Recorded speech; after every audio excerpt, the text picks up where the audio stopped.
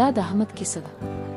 یو زیرک مهربان او زړور هلک چې د کتابونو او نورو رازونو سره یې ځانګړې مینه لرله. هغه به اکثره وخت د خپل کلي زاړه کتابتون ته تلو، هلته به یې ساعتونه تېرول او د نړۍ د بېلابېلو کیسونه به یې زده کړه کوله. یو ورځ کله چې لمر ورو ورو لوېده او کتابتون آرام شوی و، احمد د یو زاړه المارۍ په کونج کې یو عجیب کتاب ولید. دا کتاب له دوړو ډک و، خو له هغه نه یوه نرمه طلایي رڼا راوتله. احمد په احتیاط سره کتاب راواخیست او ور یې پرانست. ناڅاپه پاڼې په خپله حرکت پیل کړ او یوه ګرمه رڼا ټوله کوټه ونیوله. په همدې شیبه کې احمد احساس وکړ چې شاوخوا نړۍ بدلیږي. هغه نور په کتابتون کې نه و، بلکې په یوه عجیبه جادویي نړۍ کې ولاړ و. شاوخوا یو وچ او غمجن ځنګل و، ونې ماتې وې، پاڼې وچې شوې او فضا ډېره خاموشه او درنه وه.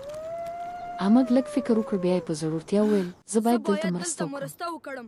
هغه شاوخوا وکتل او یو کوچنی اوبه ډک چینی وموند. احمد په خپلو لاسونو اوبه راواخیستې او د ونو ریښو ته یې ورو ورو واچولې. هر ځل چې اوبه به یې ورکولې، ونې به لږ لږ ژوندۍ کېدې. ورو ورو شین رنګ بیرته راڅرګند شو، پاڼې تازه شوې، ګلونه راټوکېدل او مرغان بیرته سندرې ویل پیل کړل. هغه غمجن ځنګل یو ځل بیا په یو ښکلي او ژوندی ځای بدل شو. ناڅاپه هغه رڼا بیرته ښکاره شوه او احمد یو ځل بیا د کتاب مخې ته ولاړ و، خو دا سفر لا ختم نه و.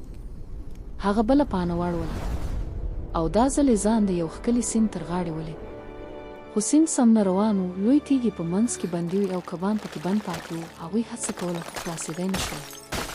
احمد ژر مخکې ولاړ تیږې یوه لرې کړې او اوبو ته یې لاره هواره کړه. کله چې اوبه ازادې شوې، سیند په خوشحالۍ سره روان شو او کبان په آزاد ډول لامبو وهل پیل کړل. هوا صافه شوه، اوبه وځلېدې او ټول چاپېریال بیا ښکلی شو. احمد په زړه کې یو عجیبه خوشحالي احساس کړه. بیا هغه بیرته کتاب ته راوګرځېد. دا ځل کتاب ډېر روښانه شوی و. یوه نرمه او مهربانه غږ وویل، احمده، ته د دې کتاب راز زده کړه. رښتینی جادو په پاڼو کې نه دی، بلکې ستا په مهربان زړه کې دی. احمد موسکی شو. هغه پوه شو چې هر ځای ته چې ولاړ شي، که مرسته وکړي او ښه کارونه وکړي، نو همدا د رښتیني جادو دی. هغه ورو کتاب بند کړ او له کتابتون څخه ووت.